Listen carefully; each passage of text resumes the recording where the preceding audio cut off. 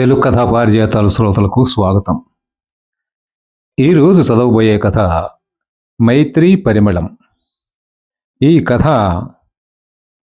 ఆదివారం వార్త 27 ఆగస్టు 2023న ప్రచురితమైంది.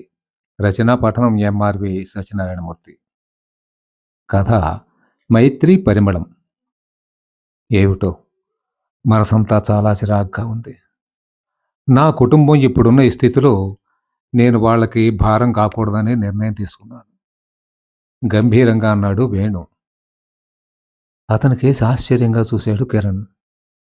అంటే ఏం చేద్దామని అడిగాడు కిరణ్. రేపు తెల్లవారుజామున ఎవరికీ కనిపించకుండా వెళ్ళిపోదామనుకుంటున్నాను, గది సీలింగ్ కేసు చూస్తూ అన్నాడు వేణు. ఎక్కడికో వెళ్ళి ఎలా బతుకుతామనుకుంటున్నావు అడిగాడు కిరణ్. ఎలాగో బతుకుతాను.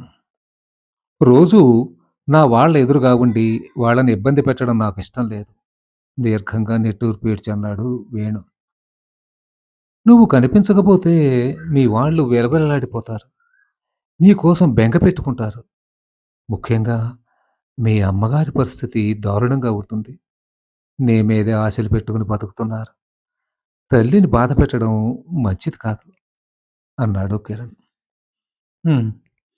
4 రోజులు పోతే వారే సర్దుకుంటారు. అయినా నా మిత్రుడిని నువ్వున్నావు కదా, వారి మంచి చెడ్డలు నువ్వే చూస్తావు అన్నాడు వేణు కిరణ్ చేయి పట్టుకుని. నువ్వు ఇప్పుడు అన్నావు చూడు, 4 రోజులు పోతే వారే సర్దుకుంటారని. ఆ మాట మీద నిలబడు. నువ్వు మా అందరి ముందే ఉండు. వెళ్ళిపోయి కొత్త సమస్యలు సృష్టించే ప్రయత్నం చేయకు. కష్టాలు వచ్చినప్పుడు వాటిని ధైర్యంగా ఎదుర్కొన్నవాడే మనిషి, అంతేగాని వాటికి భయపడి పారిపోకూడదు. నీకొచ్చిన సమస్యని అధిగమించే ప్రయత్నం చేద్దాం.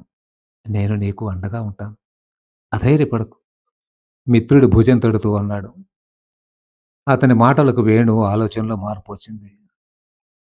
నువ్వు నా పక్కనుంటే చాలు, అదే ధైర్యం అన్నాడు వేణు మిత్రుడి చేయి గట్టిగా పట్టుకుని. కిరణ్ చాలాసేపు ఉండి తన మాటలతో అతనిలోని నిరుత్సాహాన్ని దూరం చేశాడు. తర్వాత కిరణ్ ఇంటికి వెళ్ళాడు. అతను వెళ్ళాక తన కాలు కేసి చూసుకుని కన్నీళ్లు పెట్టుకున్నాడు వేణు. అప్పటికీ కిరణ్ తనతో 2-3 సార్లు చెప్పాడు ఆ రాజేష్తో ఎక్కువ దోస్తీగా ఉండొద్దని. తను అతని మాట వినలేదు. రాజేష్ బైక్ మీద అతనితో పాటు తిరగడం ఎక్కువ చేశాడు. గత వారం ఔటర్ రింగ్ రోడ్లో వెళుతూ యాక్సిడెంట్ చేశాడు. రాజేష్కి తక్కువ గాయాలయ్యాయి. తన కుడికాలు బాగా దెబ్బతినడంతో మోకాలు వరకు తీసేశారు. ఇంతలో వేణు తల్లి కొడుక్కి క్యారేజీ తీసుకొచ్చింది. తన కన్నీళ్లు తల్లి కంటపడకుండా వెంటనే కళ్ళు తుడుచుకున్నాడు వేణు. తనకు క్యారేజీ తేవడానికి ఫర్లాంగ్ దూరం ఎండలో నడిచి సెంటర్కు వచ్చి అక్కడ షేర్ ఆటో ఎక్కి హాస్పిటల్కి వస్తోంది. తన కోసం ఎంతో కష్టపడుతోంది. తండ్రి చనిపోవడంతో తనని చెల్లెల్ని ఎన్నో అవస్థలు పడి పెద్ద చేసింది. డిగ్రీ పూర్తి చేసి తను ఆవారాగా తిరుగుతున్నా ఏమీ అనలేదు. టైం రావాలి నాన్న, అప్పుడు నీకు ఉద్యోగం అదే వస్తుంది అనేది తల్లి. అటువంటి త్యాగమూర్తి తల్లి మీద ఆధారపడి బతకాలంటే అతని మనసు అంగీకరించలేదు. వేణు తల్లి అన్నం కలిపి ప్లేట్లో పెట్టి తెచ్చింది. వేణు నెమ్మదిగా అన్నం తింటున్నాడు. అతని తల్లెమురుతూ, బెంగ పెట్టుకోకు నాన్న, 2 కాళ్ళు లేని వాళ్ళు కూడా చక్కగా బతుకుతున్నారు. నిన్ను చూసుకోవడానికి ఈ అమ్మ ఉంది, సరేనా అంది. ఆ మాటలకు వేణు కళ్ళల్లో గిర్రున నీళ్లు తిరిగాయి. తన చీర చెంకుతో కొడుకు కన్నీళ్లు తుడిచింది ఆమె. సాయంత్రం 4 గంటల వరకు ఉండి అప్పుడు ఇంటికి వెళ్ళింది ఆమె రాత్రి భోజనం తేవడానికి. 3 నెలలు గడిచాయి. కిరణ్ వాళ్ళ బాబాయ్ శ్రీధరు బ్యాంకు మేనేజర్గా ఊరు వచ్చారు. మిత్రుడి పరిస్థితి చెప్పి వేణుకు బ్యాంకు లోన్ మంజూరు చేయించాడు కిరణ్. వేణుకి కృత్రిమ కాలు కూడా పెట్టించారు.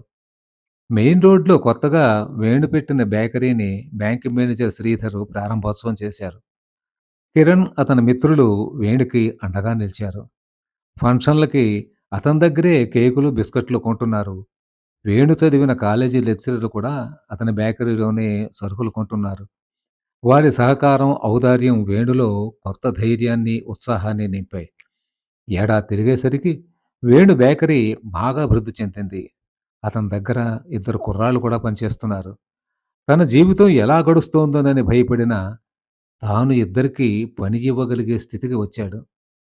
వేణు క్యాష్ కౌంటర్ మీద చిరునవ్వులు చిందిస్తున్న కిరణ్ ఫోటో ఎప్పుడూ అలా ఉంటుంది. అప్పుడప్పుడు వేణు అనుకుంటూ ఉంటాడు. చీకటనేదే లేకపోతే వెలుగు విలువ ఎవరికీ తెలియదు అని. కథ సమాప్తం. ధన్యవాదాలు.